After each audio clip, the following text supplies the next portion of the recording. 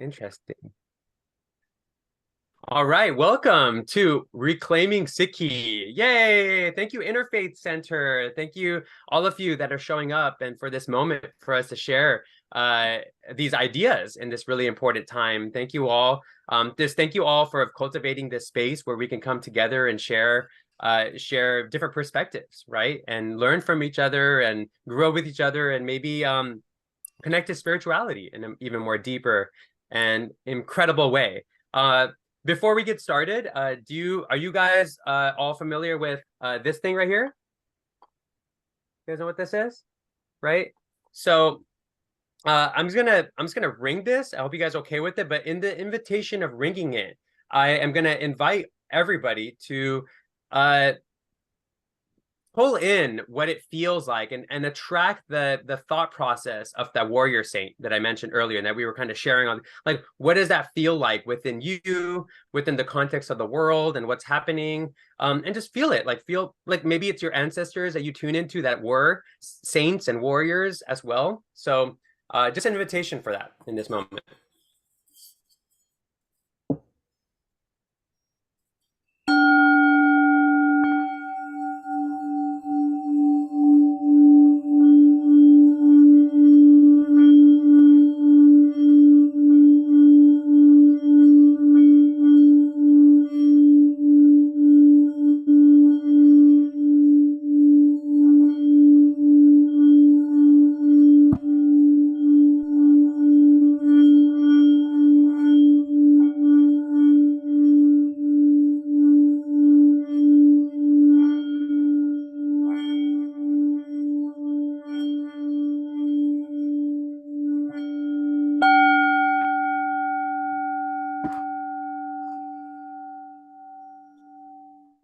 All right.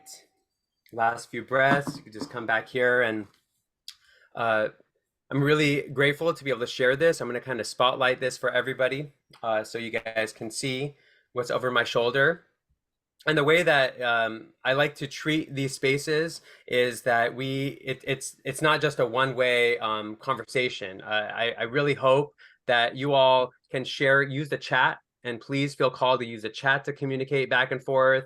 If you have questions, raise your hand or whatever, or if you have insights or perspectives to add. Of course, we have a limit with time, of course, but time is an illusion too, so it's very confusing. But we will all try to be succinct, including myself. I gotta hold my one to myself. But more than anything else, it's also important for us to keep things flowing and keep things moving, right? It's really important. But us being interactive is a part of also, in my feeling, spirituality. And we're coming here to talk about reclaiming Sikhi. And for me, that's really interesting because in a way, we all are reclaiming something within ourselves, right? Some of us still don't understand it yet, or we've forgotten it. It's gotten so far away from us. This kind of resilience, right? This resilience against tyranny and oppression and confusion and toxicity, right? Whatever this thing that's happening in the world where things are not harmonious, where we don't take care of the most vulnerable, where the most vulnerable, in fact, are taken advantage of sometimes, and there's more like more and more oppression. There's more and more tyranny. Is that a word, tyranny? Like there's more people, more and more people moving towards that direction, or there are more and more people moving towards that direction, which is causing even more harm. And in those moments of time, I wonder what kind of energy we need, like what kind of spirit do we need, what kind of spirituality do we need when there's that much oppression, that much an idea that's interesting to think about with that is I'm trying to I guess battle is not the word, wrestle with the idea of colonization and imperialism and these things, right? Because they're within all of us. You know, there's Indians who are imperial to Indians, right? And Africans who've been imperial to Africans. And so it's not a race thing, in my opinion. However, it's a thing, like this colonization, this imperialism, this supremacy, whatever that vibration is, right? But it feels right now, and many times before, and in fact, looking back at my culture's history and where I'm from, it's like the dominant culture becomes that energy, right? The energy of like domination, the energy of control, the energy of disconnection to nature, disconnection to the feminine and the masculine working together in collaboration. And it feels like the dominant culture is currently like that all around the world.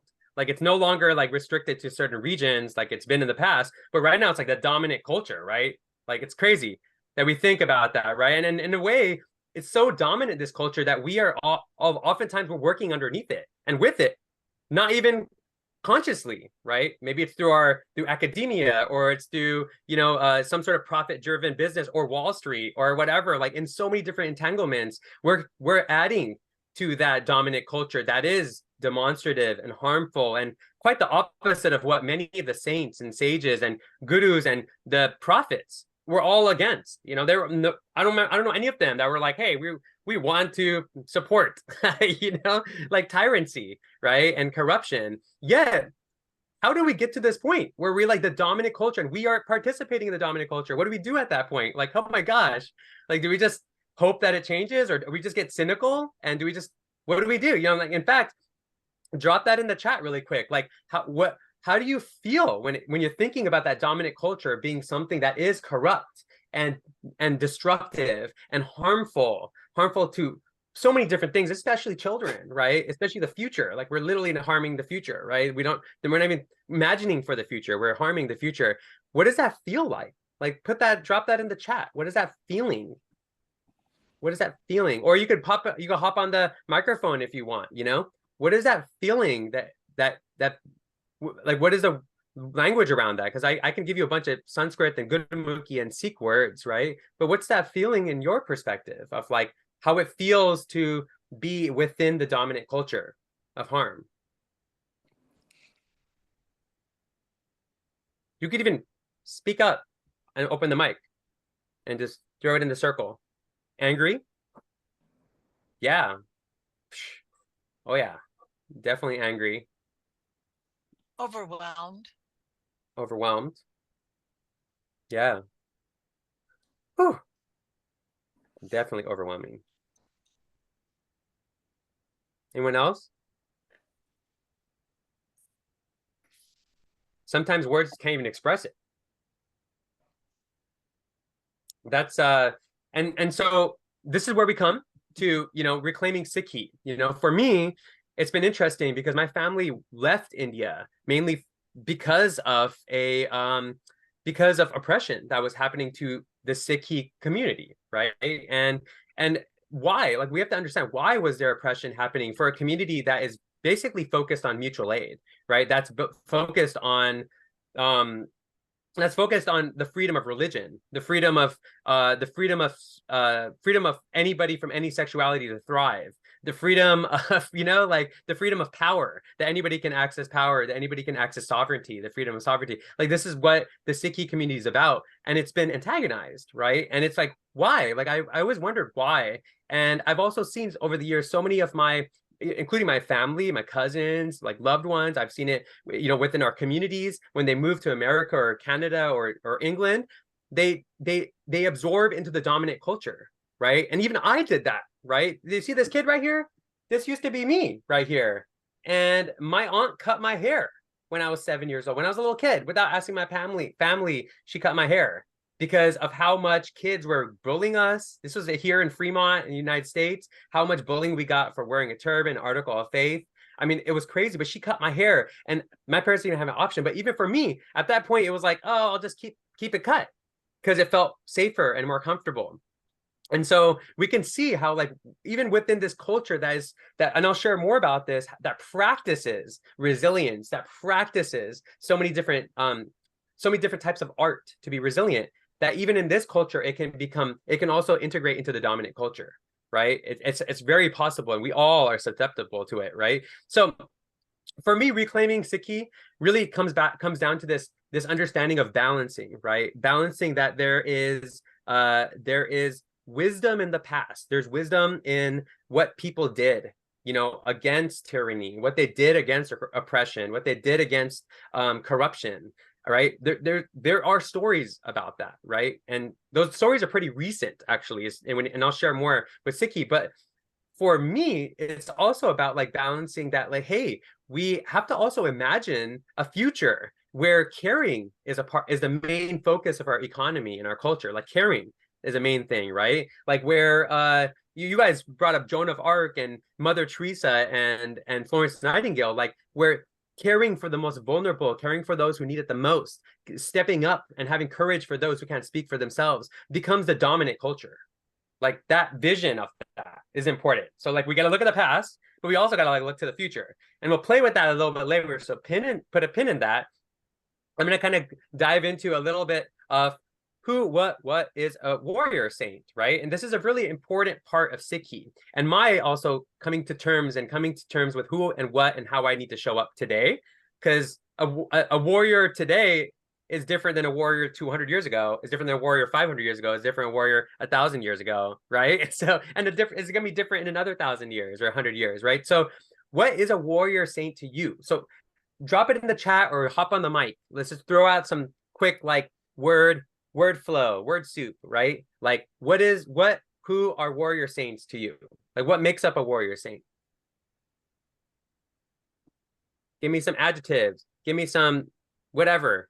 What do they have? What tools do they have? Courageously looking out, advocating for the most vulnerable. Discipline. All right, we got discipline. Hold up. You guys gonna see this. I'm gonna be giving you guys this I don't know if some of you guys might not have familiarity with this, but I will open it up to you guys in a moment. It's funny that they did Albert Einstein's thing, right? So let's see. What did somebody say? Say discipline. Okay. What else we got? What else? We'll see. We're gonna come up with like an art piece together as we're doing this. Okay, we got courage. All right. We got, let's see what else we got over here. Justice seeker. All right, nice, Carlene. Okay, justice seeker. I like that one. Okay, what else we got? All right, we got faith in higher power. Ooh, okay. Faith in. Okay. I hope you don't mind, Deanna. I just slightly edited yours with love. Let's see. Standing up to inequality and injustices. Yeah, okay. All right, cool. What else we got? Speaking truth to power. I feel that one too. Yes. Speaking truth to power. It looks like we got Mary waiting in the room. I'll let her in. Okay, and then we can speak truth. Nice, you guys are great. Thank you guys for dropping these things in here. Oh, principles. Okay, hold on. That's one. Definitely we can go deep into that one too, right? Principles. Ethics. Oh gosh, you guys, come on. I don't know if I can write that fast. Holy moly. Okay. Armed with love. Ooh. Think about that, right? Like what if our military researched, right? Like what if we had a whole department in our military that was researching, love weapons. And we actually tried them out, right? We're like, all right, we're gonna have these soldiers and they're just trained with love, right? And they're gonna go and build peace around the world. Anyways, so okay, so as you guys are all sharing this and you're still continuing to think about this, and also, fearless love, yeah. And you could keep sharing more. It's cool. I'll keep putting up here, right? It's something to look at this. It's something to kind of like observe this aspect and to understand also and be curious. Okay, maybe I'll frame it like this more because it's more personal for me, right? So I am a loud brown, courageous man, right? And the more I tuning into my Sikhi heritage and my Sikhi tradition, the more called I am to call out justice, to call out injustice, to speak truth to power, to show up and say things that are uncomfortable to people because the dominant culture is harmful, right? But boy, oh boy, people are terrified of the warrior. Like if you show up like a warrior, people retreat or they just censor you, right? I mean, it's crazy. They just completely just like shut it off, right? And so all these things you guys are sharing up here, do you see anybody out there in the world that's embodying all of this? Like in a popular media, popular culture, completely embodying this? That's something interesting to contemplate. Like, why is this not like why is it hard to? I can't even think of anybody who I can look up. Who I want to learn from this person who's living this way. How can I go study with this person? Who is doing all this, all of it together, fully, right? I guess the better word is who's doing it transpersonally. Because that's a big part of being a Sikh, right? Is actually in practicing Sikhi is actually taking away your personal things and personal attachment, personal desires, your personal fears, your personal insecurities, and moving beyond them and becoming transpersonal and caring about the collective, focusing on the collective and not taking anything personally, but to be like, oh, wait, hold up.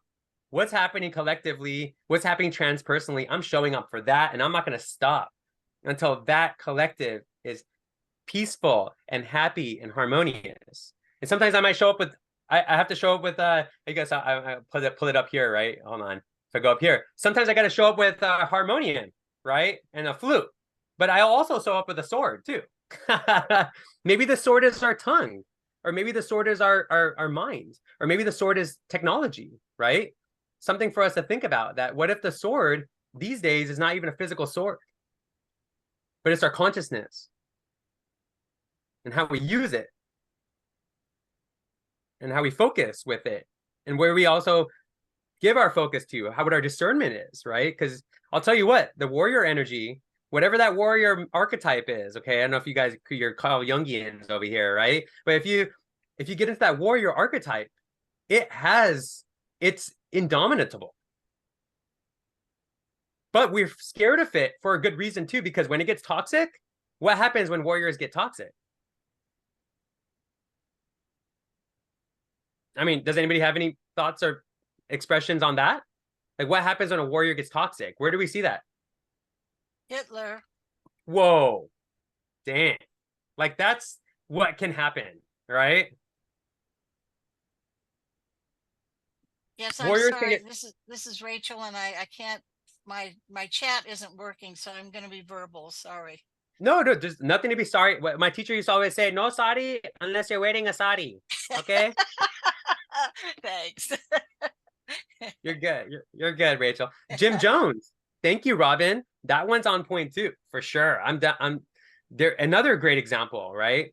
Sometimes warriors can start with the right intention. Like they actually could be addressing an anger, a social problem. They might be focused initially at transpersonal issues, but boy, oh boy, I'm telling you, if a warrior doesn't practice saintliness, whoa, right? We'll get into that. But if a warrior doesn't practice saintliness, there is way more opportunity for corruption. There's way more opportunity for power to disturb the intentions of the warrior.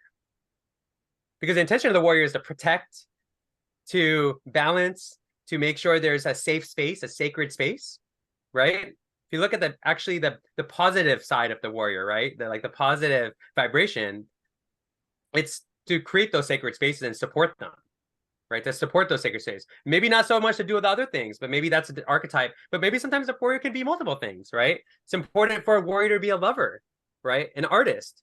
Because guess what? You're going to love humanity and love life and love creation way more if you're an artist and you're a lover, right? It's good for a warrior to understand how to be a leader too. Because sometimes you got to you do need that king or the queen to be like, all right, you guys are all fooling around over here. You're all distracted. We can't be distracted right now. It's going to fall apart. Things are going to fall apart. We got to do something and we got to move together like an arrow, and I'll be the tip of the arrow. So you guys don't have to be the tip of the arrow, but we need everybody, on the arrow or a canoe, right? Like we need everybody in the canoe. Okay. So we got this cool stuff here. Now I'm going to kind of go into a little bit of Sikhi. I'm talking about reclaiming Sikhi here, and I can't believe I'm not talking about Sikhi. And some of the three really important principles of Sikhi is, around these ideas, okay? And these ideas, there's no order to these, right? But these ideas started because it was actually a synthesis by Nanak, right? And I'll share actually a documentary series with you guys. I encourage you guys to tune into this. Probably one of the best documentary series I've ever seen in my life. I'm going to show you guys. It's free. You can watch it. It's like 1 hour episodes, 45-minute episodes, original music, but it tells about Nanak's travels. Like he actually, if I go up here, Nanak is one of the philosophers in the world that traveled the most on foot. right? He had like he traveled about 5,500 miles on foot in the 1500s, early 1500s, which is like insane, right? He traveled through like places where he should have been killed, right? Back in those days, right? You could see he even went all the way. There's even stories of him going to Ethiopia, right, and hitting up Ethiopia as well. But he at Mecca, there's some people say there's a statue talking about him and an Indian saint that visited at the Vatican. So it's, you guys can do your research about this, right? So Nanak was a traveler, and one of the things he synthesized when he got back from all of his travels was like, okay, there's a lot of oppression, there's a lot of tyrants, there's a lot of imbalance of the masculine and feminine, where men were just completely dominating and like harming women, right? And so he was like, he synthesized, traveled all around, and he was like, all right, took a little bit of the nectar from every culture and community. And when he came back, he basically started building community, right? And it farming community at that, right? Focusing on sovereignty, right? Having food sovereignty, energy sovereignty, leadership sovereignty, right? Like political sovereignty. And there was three principles that these communities were founded on. And these principles, by the way, are interfaith, right? They were based on, like, if you're a Muslim, you could go there, you're Buddhist, you're Hindu, you're whatever. There was no Sikhi at that time, right? So it's like, you could be a Sufi, you could believe in nothing, or you could believe in whatever you wanted. But the point is, you had to hold the basic standards of the community was to hold these principles, right? One principle was kirit karo, right? That was just like amazing like concept. Kirit karo. You could see him doing it right there. There's Nanak right there, digging, doing some irrigation here, right? I've been doing a lot of farming these days, so like I love this scene of him like, you know, irrigating over here, and you got the cow all like, oh, should I drink that water over there or what? And Nanak's like, no, you're not. You gotta wait. This is water's going to the plants. Okay, you got your own water. But kirit karo is really the essence of like putting your best effort forward. Like whatever you're doing, be honest with that effort and put it in. Like put your effort in. You know, like it's so important. It's such a valuable opportunity in life to live and to do and to be a human being, right? And so do those things and show up and be present and give what you give, your skills, give your understanding, your perspective, your wisdom, your resources. Well, that's another one, right? But good guys are actually doing the work, right? Maybe work is not the right word. It's putting forward discerned and honest work, because honest work isn't making money for somebody who's harming others, right? But honest work could be maybe just digging a hole that's going to be growing food for future generations, right? But that's not going to make you any money. So there's interesting things to think about when we think about what is honest work, what is honest effort. Okay, the second principle, but that makes sense, right? It's not a big deal. Anybody can do that. You could practice any religion or no religion, right? The other one was always share, right? Like give more than you receive. Always be in the act of abundance and be in the thought process of abundance mindsets. One of my favorite teachers once taught us that if you ever want to differentiate Eastern religions and Western, or maybe indigenous religions and more Judeo-Christian, right? Is that the right term? Religions, right? Like religions based on the book, right? And religions based in indigenous cultures.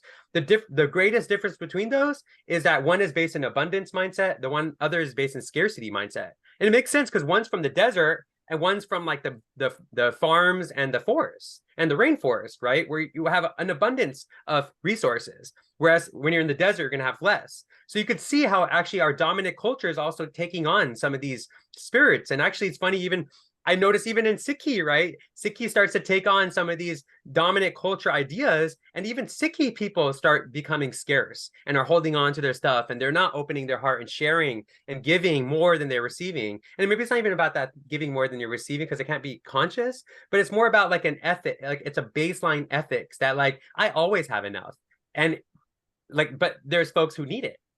I'm going to give that because I'm going to get more, because I'm putting good effort forward, right? And the effort will translate. So you could see how that effort thing kind of comes into that balance. And the third principle that everybody thought was nam jup, right? Which that's a hard thing to say over here. It's written always remember God throughout the day, but like I feel it's more a sense of connecting with the interconnectedness of everything, right? Like being in that connection to everything and all as much as you can. And if you could do that all the time, like through your day, through your night, everything you do is just going to be amplified. It's going to be almost like a prayer is going to be placed on everything you do. Whether it's, you know, shaking somebody's hand or hugging them or receiving food and eating the food or going to the bathroom. I mean, and everything becomes sacred. if you're remembering that interconnectedness all the time. In fact, it becomes easier to be a warrior saint, but we're not there yet, right? For right now, it says they're building the communities, right? So they're like, all right, but it does help in a community sense, right? When you talk about mutual aid, right? If you're constantly thinking that everybody's connected and interconnected, then anybody who's like, if there's a single mother and she can't feed her kids, that's your kid. You can't help but feel that's your kid, and you're going to support that woman, right?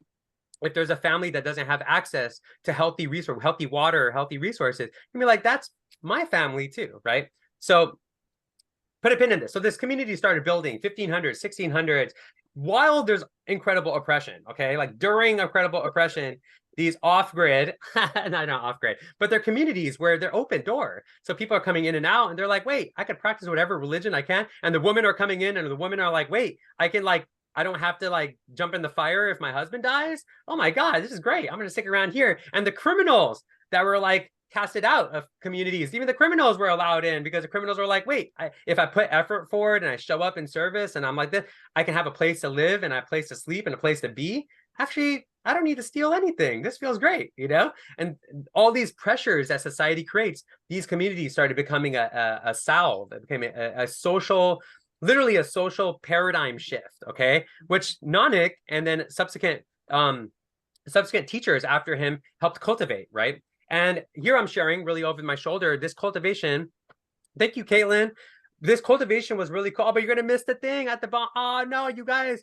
I'm gonna play a little thing for you, but okay, go for it. Those of you guys that are sticking around, you're gonna get treated. So over here, you can see over my shoulder, this is Nanak, and this is the 10 gurus that were in and around and after him, right? And each guru was a little bit different. Even over here, you'll see there was a kid guru, right? Guru Hari Krishan. He actually, and he became a guru, but he was a kid. And his it was so cool to see. And this is 1600s, right? So this is cool to see not too long ago that this community, this spirituality was forming, but the spirituality wasn't a religion. It was a movement. It was a political movement. But even within this political movement, this political social movement, they even honored the kids. And they were like, wait, kids also have wisdom and they can teach us a lot, and maybe we should listen to them. And if they're angry and if they don't see a future, maybe we got to listen to them. So he was really important. And his courage was really interesting, because he ended up being guru during an outbreak. There was a huge disease outbreak that happened in India. And his interest was actually, we got to go show up. And so we got to go show up and help those families and go show up and share herbs and share medicine with the communities that were suffering. And so he actually ended up, I think it was smallpox, he ended up getting it himself and he passed away, but he got it after showing up in all these communities, bringing food and water and bringing herbs. And who knows how many people got saved and supported just by people showing up and care, right? And how powerful, we know how powerful care is when it comes to medicine, right? So here's my invitation. This is kind of where we get to kind of a more a playful exercise, okay? What's the vision of transformation? And one of the things that I really, really love about, kind of reconnecting with Sikhi is kind of it's like a mutual aid interfaith culture, right? You guys get what I said? Mutual aid interfaith culture, right? And that's what Sikhi really is about. And it's not, originally Sikhi is not a religion, right? It's actually like, hey, can we come together with all of our different resources and skills and abilities and backgrounds, and then can we show up wherever there's needs in the community proactively, not reactively? So we're not waiting for a disaster. We're ready when there's a disaster, right? And interfaith, so actually accessing the power and the resourcefulness and the wealth. I mean, you guys know, right? You guys are universities and you guys have been around. There's a lot of wealth out there just sitting there, right? Especially in spiritual communities, right? And so what if that spiritual wealth and that financial wealth got used as spiritual wealth, right? And that spiritual wealth was for the mutual aid of those who need it, right? And cultivating that spirit. So in that spirit of visual transformation, there's a word down here, Chardikala. Oh my gosh, what a cool word, Chardikala. It's it's cool. It's interesting, coming from a culture where we speak different languages than English, because in English, there's in English, there's words, right? There's homonyms, right? And there's no homonyms, right? In Punjabi or Gurmukhi or Hindi or Sanskrit. So it's whoa, that's a weird one, right? But there's words like this, like Jadikala, I could write essays about what it means, because and then other people would write essays about what it means. And when as I'm sharing what it means, there's also this gentleman here, Guru Gobind Singh Ji, who was the last official living guru.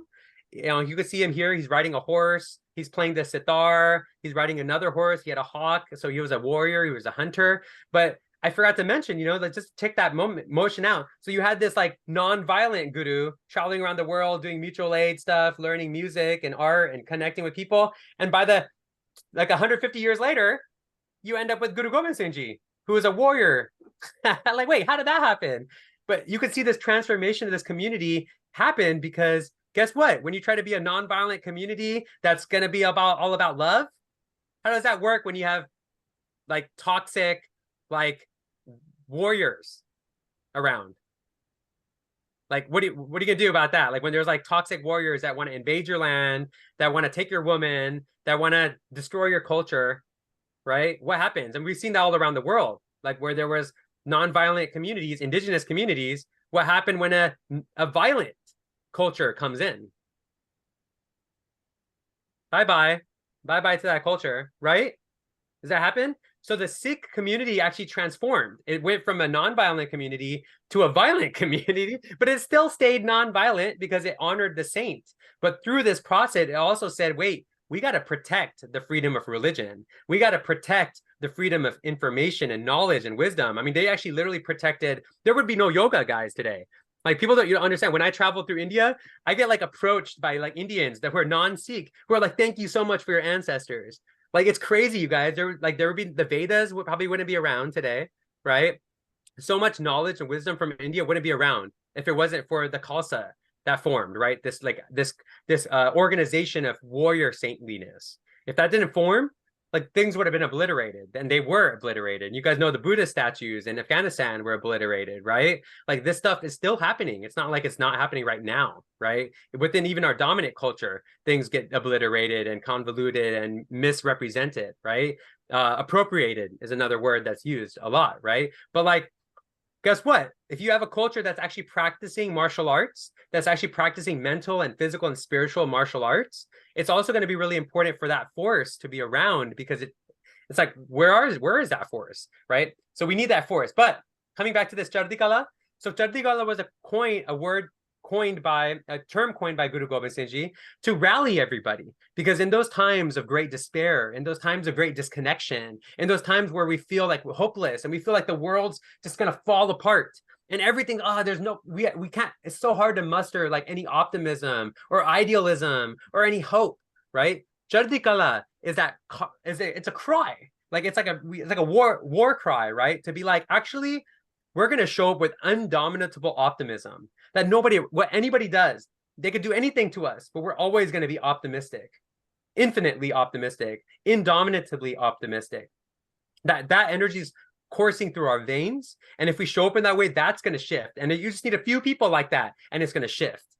But maybe it's not a few people, maybe more people. Maybe it becomes the dominant culture that we can always do better than what we have now. That we always can create a system, a culture that cares more about all of us, each one of us, even us, that cares even about us, right? And so with that vision of transformation, with this Chardikala energy, right, that we have indomitable optimism, that in this space that we're talking about right now, and right now in this space right now, the invitation is to come down here, and I have a blank sheet here, is drop in the chat or hop on the mic. What kind of culture can we create that cares? Like, what is a mutual aid culture? Connecting spirituality, what does that system look? What does it have? Like throw out, like it could be verbs you throw out, but maybe they're nouns, maybe they're places. Like envision, use your imagination. What is that culture? What is that community that cares? What things does that have? What are some basic things that has? Housing, food. Thank you. In fact, I'll even go in here and I'll do housing right here like this, right? And you guys can see this is kind of fun. I can do like a little house right here, you know? And we got education. So if you guys drop some things in there, I'll kind of make it a little bit more, you know? We got education, right? We got an apple thing, right? Connecting with people, meeting people. Meeting people. Meeting people. I like that. Whoops. Meeting people. Yeah, one of my favorite things about Sikhi and reconnecting with Sikhi is that we celebrate we celebrate all the farming holidays. So we celebrate when we plant, we celebrate when we harvest, we celebrate around the moon, right? And like all that stuff. When we celebrate, we like dance and we go crazy. We share food and we share all our different spiritualities, right? People sing and share the different spiritualities all together. And like that Mela, that festival, is a really important part of social. It's social capital, right? It literally is a type of investment that the community does to be able to trust each other and connect with each other. Music, art, dance. Oh my gosh, you guys are dropping it all over here. Hold on. I'm still on this, like connecting with people. I got this one. Okay. Community that shares resources. Oh, I love that. I gotta I would put this in here. Community that shares resources. Let me see. Community that shares resources. You guys are good.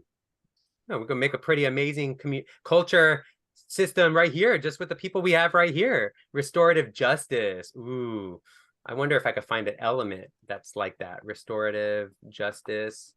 Okay, so while I do this, I'm gonna copy this link. I'm gonna give you guys anyone with this link can edit now. Okay, so I'm gonna share this with you guys. So it's a responsibility, okay, everybody? There's a responsibility that when you jump in here, you can have fun with this, but it's kind of like it's really easy. And if you go, you can if you click on it, you'll jump in and you can see you can like go down to the place where I'm at. And you can, if you're on the left side, if you see over here over my shoulder, there's like elements and text and brand. You could just click text or you click elements and you can like search the elements and you could put it in, right?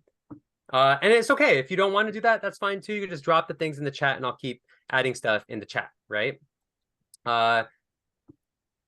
So as we're doing this, oh, by the way, I keep talking. You guys are welcome to interrupt me and then I'll listen because you guys know how it is on Zoom. If we were like sitting around in a circle, I could see you, right? So I can't see you guys right now. So just talk up and interrupt me. I'm okay with that.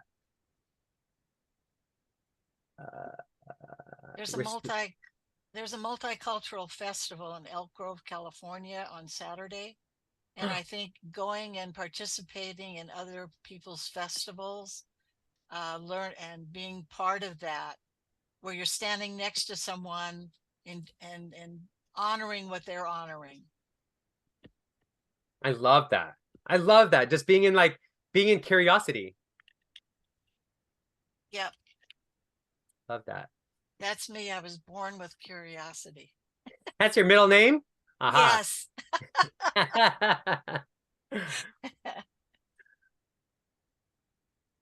This is amazing, you guys. Yeah, I love this. Some people, all right, cool. I got people say, oh, garden. Oh, yeah, that's what I'm talking about. And, as we're sharing that too, some of these things and talking about being curious and connecting with different cultures and communities, it's also like I learned this while I've been farming, right? That actually when we want to be more resilient against pests, when we want to be more resilient against fungus that's toxic or bacteria that's harmful, actually it's best to have a diverse collective of complementary organisms, right? And they like actually support and protect and do all this shamanic stuff with each other, right? Some of them like do the digging, some of them do the clearing the pests, some of them create the beautiful smells attracting the butterflies, right? And they're doing the pollinating. And like what if we look at our spiritual systems like that? Like what if that's also similar to our spiritual psychic organisms? Is that a terminology? Did I just make up something? Psycho-spiritual organism?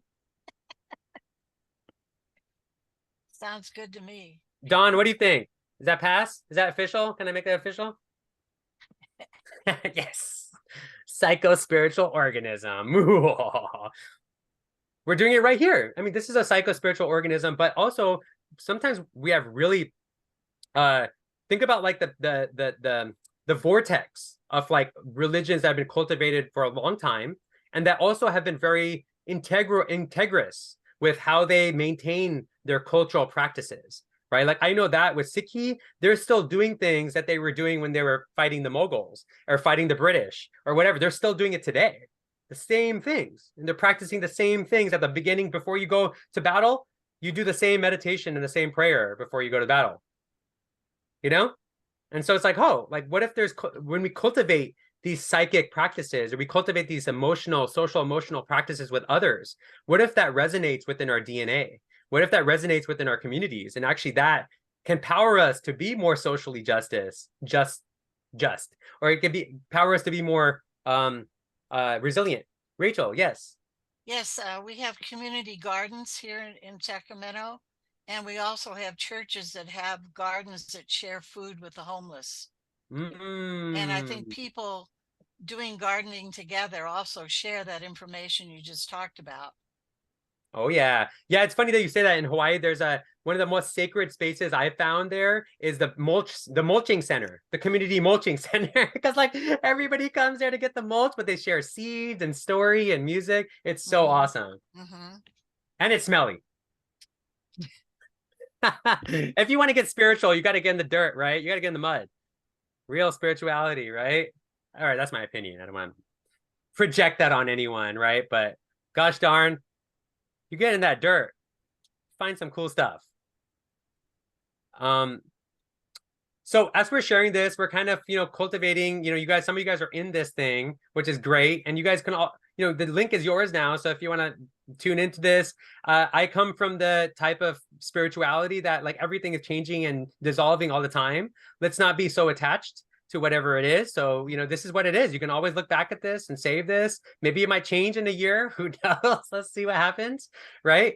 Maybe you guys have ideas that you want to share and you could share it in here beyond this. But I kind of wanted to, give us a little completion with a little sick, a sick prayer, right? Not a sick prayer, but a sick. It's actually pronounced sick, right? Which means student, right? Or seeker, right? Actually, somebody said that earlier, seeker. So Sikhi means seeking, right? Those who seek, right? And so, I'm going to share this song with you. But the deeper intention, as I share this, is to cultivate the vision that we shared, right? This vision that we're sharing up here is, as I'm sharing the music, be in the word we have is ardas.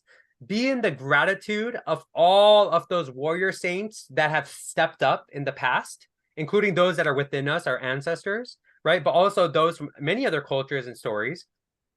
And just have thanks for all the martyrs and all the people who sacrificed their lives and all the people who maybe they're sacrificing their lives with actually just working on the farm their whole life. It might have been that simple. Maybe it wasn't so extravagant. Just honoring all the stories, but from before and then coming to today, all the stories of the people who are showing up today to be the warrior saints, to lead the shift, the social shift towards a dominant culture that cares, right? That rather than corrupts. So whoever those people are, hold them in your space, in your hearts and your thoughts and your feelings, right? In the space. And then this thing right here that's over my shoulder, this thing that everybody's kind of sharing and adding a little bit of juju into, right? Let's visualize that too, right? Let's actually visualize, what does that feel like? What does it taste like? What does it sound like, right? The music and the art. What is it? Let's feel it. Let's actually take ourselves to that space as well, so that maybe it happens a little bit more. Like, what if when we think about it collectively and we're in sangat, we're in holy community, we're in sangha, right? We're together and we're thinking about things in this way. What if it happens more? Valerie, yes. As I posted up, it says many in body, one of mind. If it could be millions of us, but if we're all of one thought and one purpose, that's what we call in Buddhism, many in body, one of mind. It doesn't matter where you come from, how you got there, but if we're all working for the same goal, we can manifest that. Or we'll manifest it. Or non-binary manifest. I don't want to, everybody to each their love, right? Thank you, Valerie. That was awesome. And that really hits on the point of it, right? Is, what if this is a part of all of us even showing up today? That all of you that are here today, there's a reason you showed up. And what if that reason is more than something very superficial? What if it's an activation for something that's even beyond this? So I'll leave you guys with something about that in a moment, but let's share. let's share this vibration with you guys. So I got one of our favorite instruments in the Sikh tradition is the harmonium. And this is a great way for us to tune in to our, maybe tune our chakras or connect with our, to speak our truth, right? So it's important to kind of open up your vocal cords and do this, right?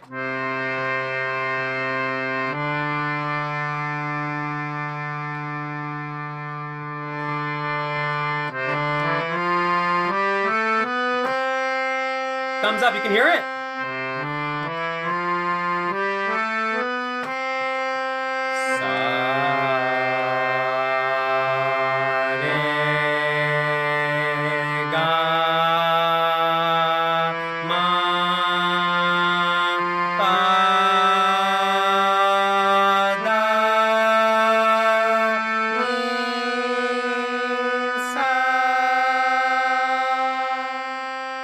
All right, here we go.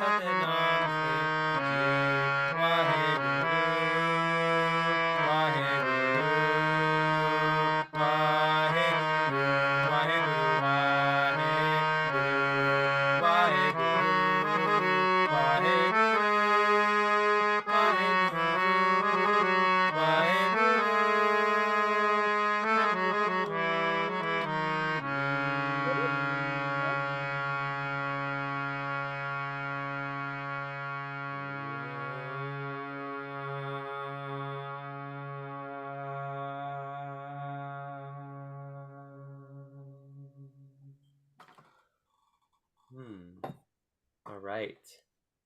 So as we come back here to the space, always remember that you could tune in to the warrior spirit energy anytime you want, right? It's in all of us. And if you're ever feeling called that you need that energy to feel these things, oh my gosh, there's so much information being shared over here. But if you need to feel the courage, all these different things to show up for all these different things, and you need these tools. Wait, did I share the tools over here? There, right here. If you need these tools, that you have it within all of you, but you also can always go to a Sikh temple anywhere in the world and tune into it because the energy is still there. And while you go to a Sikh temple, you can also end up getting some good Indian food, right? Which we always give. It's called the Langar Community Kitchen. So part of our mutual aid is anybody can eat. So go to any Sikh temple, there'll be food there, right? Anytime. And usually give them a call, make sure they're open. There'll be food there. There'll be music oftentimes there. You'll hear different harmonium and tabla and different music. So if you ever just need to feel that safety and connection to food and harmony,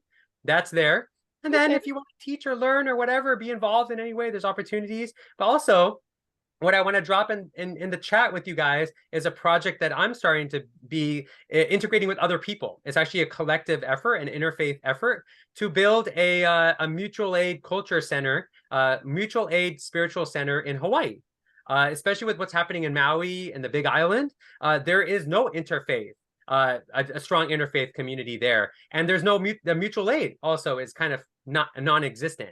And you guys see what's happening in Maui, right? So we're starting to build that movement. So if anybody wants to be involved, drop your email in the chat, or find out from Carrie how we could stay in touch. But we're looking for all kinds of different collaborators and contributors to build a society of saints, right? Really, that's kind of what we're imagining, is creating a society of saints that is focused on mutual aid and proactive about it. So what do we got here? We got, that's a beautiful song. What does it mean? Oh, I was saying Waheguru. Okay, Waheguru, Wah means whoa, like wow, right? Like in the Indian culture, like even the Sufi culture, Wah means like whoa, wow, that's amazing. And Wah Guru means like wow, there's a guru everywhere. Like the translation of that and how people like feel about it is that there's a guru, there's a teacher, there's a learning lesson in all things, in every moment, everything, in every person, every animal, and anything. It's interconnected, right? Teacher, right? And so that's acknowledging it. So when something bad happens, we go why guru, right? And when something good happens, we're like why guru. And when somebody teaches us something, or we meet somebody awesome, we're like wah guru, or something. Whatever, we just treat everything with the Waheguru, and it helps us kind of tune in to that understanding that everything's a lesson, and we learn more when we can turn even tough situations into a lesson. It's very powerful. Thank you, Carlene. Okay, before we end, it's 5. I know some of you guys want to leave. You guys are welcome to. Does anybody have any questions, any thoughts, any feedback? Blah blah blah blah blah blah. It's 1 hour. It's kind of hard to do 1 hour. What's so much stuff? Time goes so fast. This interconnectedness that you speak of, do you think people believe that we're all interconnected? Gosh, it's first of all, my feeling might not mean much to people. However, the other question of your question is do they need to? How would you recognize your humanity if you don't? But what if interconnectedness has to be felt? How do you feel your humanity? I feel really connected to interconnectedness when I'm like playing music with other people. But you know what I'm saying on a generalized scale of things. How many people really believe that they're interconnected with the person next to them, or in front of them, or behind them? How many people truly believe that? You see, and I think that if you don't believe that interconnectedness, then you can't really understand humanity. You know, so that's why I pose that question. How do we work on getting others outside of this circle to understand that we are all interconnected? So it's wonderful you're sharing that. I'm so grateful that we're blessed with like incredible jazz musicians from the past 100 years or so. Guru Nanak over here was a Sufi musician, right? Traveling all around India and Mecca and Middle East and parts of Africa. Like music is so powerful, and and it's so beyond ideology, right? And if you can infuse within music some sort of demystifications or deconstructions, like deconstructing like dominant culture, right? Look what Tina Turner did. Yes, thank you. John Coltrane. Absolutely, right? Absolutely. And that's so funny that you're talking about jazz. That's my subject. My nephew is a jazz musician. My brother was a jazz musician. So how mystic is that? I mean, maybe it's a part of our liberation. Like the story of liberation requires us to fully embrace the crazy music, the crazy music makers, because we're going to make music whether they tell us not to or to do. We don't need a stage. Right. And especially if you dance through life You know, if you dance through life, you're always connected to that music. You know, and you know, everything is based on sound, the vibration of things. You know, I think that's I chant. I'm a SGI Buddhist. I chant Nam Myoho Renge Kyo, and that word kyo means the sound of life's teaching. So as you vibrate with that sound daily, you're creating your own vibration out in the universe. And so you're able to hear the music from all places, knowing that, because what you were playing, that instrument, what do you call that? Harmonium. Harmonium. Okay, okay. It resonated with me, and how you have to work your fingers in your hand at the same time and get the notes just right. Oh yeah. Yeah, and Harmonium.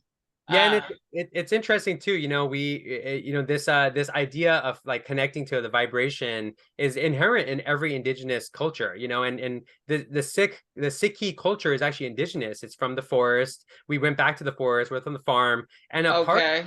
part of that a part of playing music is also playing it and connecting with the soil, right? And like Mm. we celebrate and we share music most when there are things related to the soil, to nature. So you could see like an appreciation forming, right? By us vibrating and creating vibrations that honor. Oh, absolutely, absolutely. I was just on a Zoom call for the Interfaith Alliance watching someone talk about Sikh. Or No Sikhi way. religion. So yeah, it's not a religion, but yes. Yeah. Yeah, that's the biggest download. Anybody else have any questions or thoughts? I haven't heard from all of them. Back in States. You are. It feels good. I'll build a water pick tonight. I've had to floss the last few nights. I don't think Debbie is meaning for us to hear this. Right now. Wait, hold on. Which one? That's Debbie? Hold on. Yeah. Let's see if we can mute her. Hold on. Just a second. Oh, I can't mute her. Yes, Rachel. Yes, I run an Interfaith Explorer organization since 2010. And believe me, we can't expect to think that everyone is going to, what the lady was talking about, feel that we're all one. But you do it by going out, meeting people, and changing hearts one at a time. And the connections and what I was raised Presbyterian, which is a Christian faith, but I've been doing interfaith work for the last 15 years. Wow. And every faith tradition that promotes love has the same tenets in the core.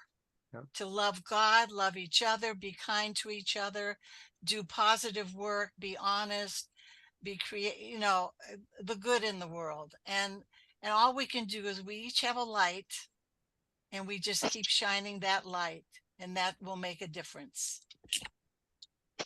That's it. Perfect. I'm done. I've got off my soapbox. Perfect. No, perfect. That's a perfect way to end it. I can't, that's it. That's, to me, that's also very true. Thank you all. I feel complete. How do you guys feel in Carrie? Interfaith? That was awesome. Thank you so much. Thank you so For- much. That was amazing. Thank you so much. Thank you. It was very fun. Thanks for being here. You. And may we continue to honor our ancestors and our descendants, you know? Well. I love the Society of Saints. So definitely we want to hear more as that develops and the spiritual center you have in Hawaii. Keep us posted on how that goes. Yes, definitely. Thank you, Dawn. Thank you, Valerie. Thank you, all of you, Kelly. Thank you, all of everyone. Thank you, my brother. Thank you Thank so you. much. Yes. Awesome. Well, hopefully we'll stay in touch. Mhm. Have a great night.